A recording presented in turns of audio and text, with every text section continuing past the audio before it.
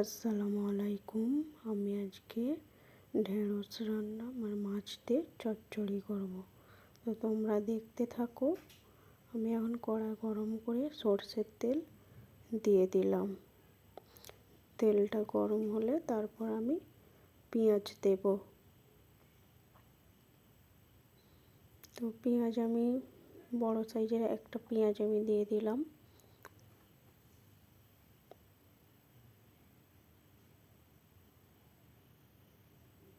এবারে আমি তেলের মধ্যে পেঁয়াজটাকে নেড়ে নেব।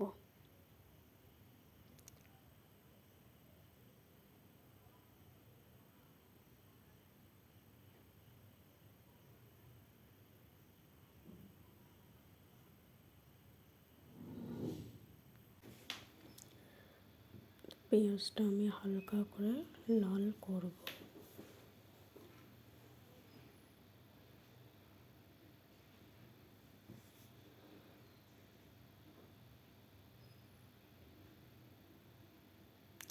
এই ঢেঁড়সের চচ্চড়ি তোমরা বাড়িতে বানাতে পারো। যদি বানাতে চাও তাহলে এই রেসিপিটা তোমরা ফলো করো।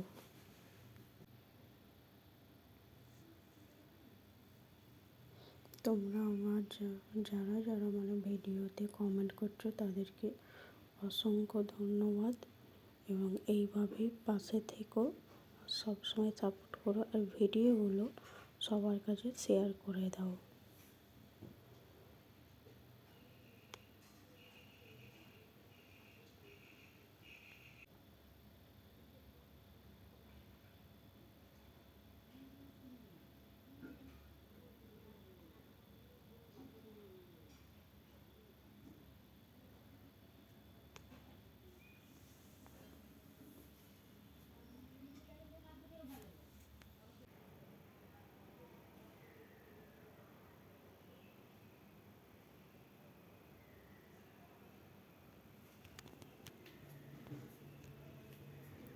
এইভাবে আমি নেড়ে দিচ্ছি যতক্ষণ না পেঁয়াজটা লাল হয়। আমি ঢেঁড়স দেব না।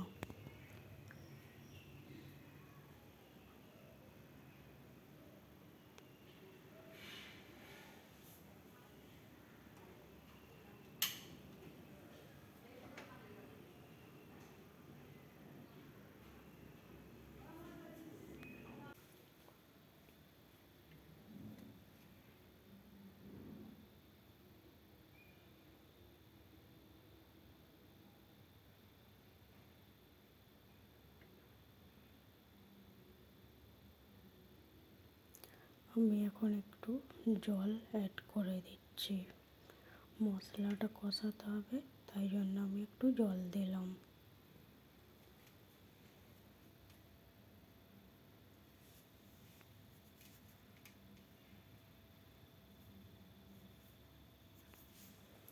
তারপর দিয়ে দিচ্ছি আমি পরিমাণ মতো নুন, আর পরিমাণ মতো হলুদ গুঁড়ো, লঙ্কার গুঁড়ো, জিরের গুঁড়ো দিয়ে মশলাটাকে আমি কষিয়ে নেব।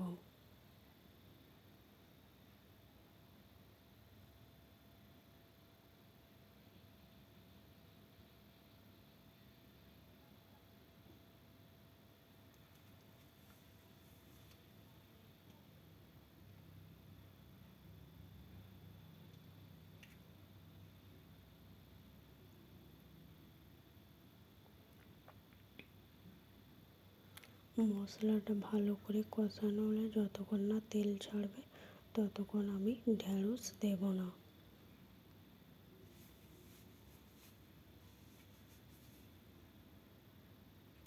তোমরা কি এইভাবে মশলা কষিয়ে রান্না করো, নাকি তেলের মধ্যে ছেড়ে দাও? এটা আমাকে কমেন্টে বলো। তা এখন আমার মশলা কষানো হয়ে গেছে। এবার আমি এই ছোট ছোট ঢেঁড়স কেটে রেখেছিলাম, ঢেঁড়সটা আমি দিয়ে দিচ্ছি। অনেকে গোটা গোটা ঢেঁড়স রাখে, আমি এইভাবে ছোট ছোট কেটে নিয়েছি। তোমরা চাইলে গোটাও রাখতে পারো।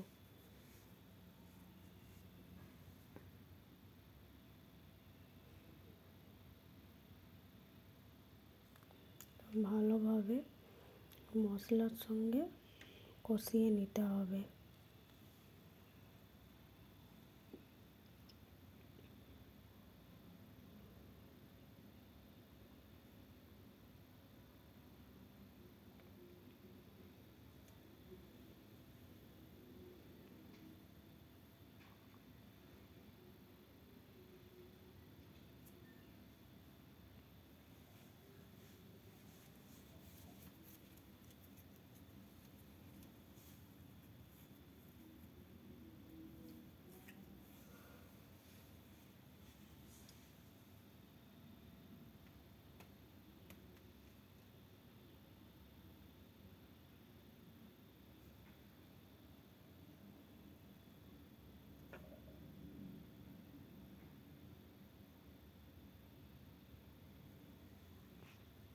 যতক্ষণ না জলটা শুকায় ততক্ষণ অনবরত ঢেঁড়সটাকে আমি নেড়েই যাব।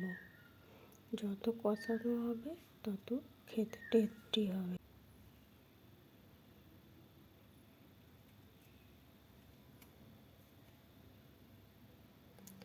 এবার আমি জল দিয়ে দিচ্ছি। যতটা আমার জল লাগবে আমি ততটাই দিয়েছি।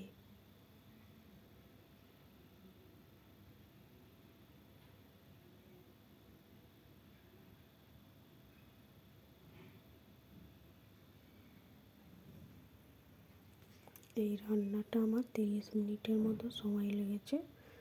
তো এবারে আমি দমে দিয়ে রান্নাটা করে নেব।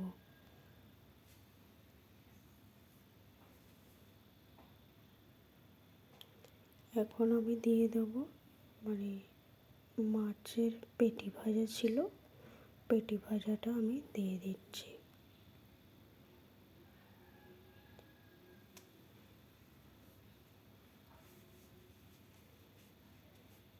তোমরা চাইলে এই রান্নাটা চিংড়ি মাছ দিয়েও করতে পারো। আমাদের চিংড়ি মাছ দিয়ে করি, কিন্তু আমি ভাবলাম আজকে আমি মাছ ভাজা দিয়ে এই রান্নাটা করব।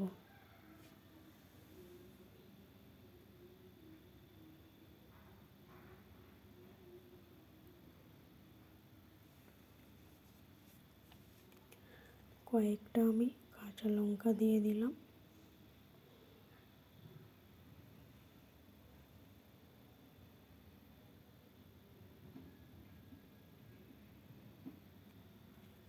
এবারে আমি ঢাকনা দিয়ে দেব। 30 মিনিটের মধ্যে রান্নাটা হয়ে যাবে।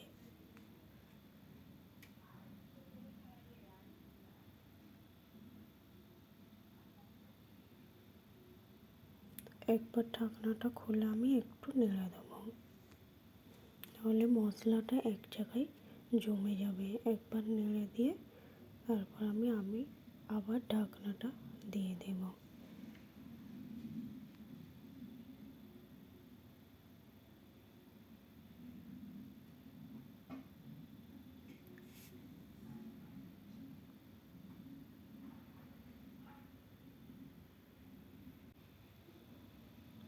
অল্প করে আমি চিনি দিচ্ছি।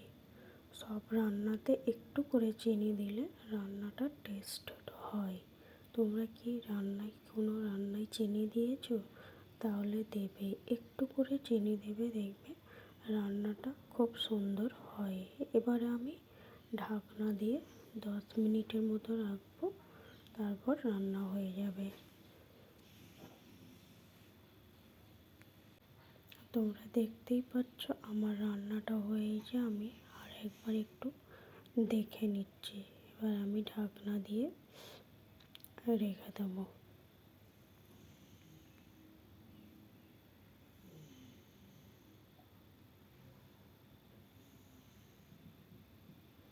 এবারে পুরোপুরি রান্না হয়ে গেছে, আমি তোমাদেরকে সার্ভ করে দেখাচ্ছি।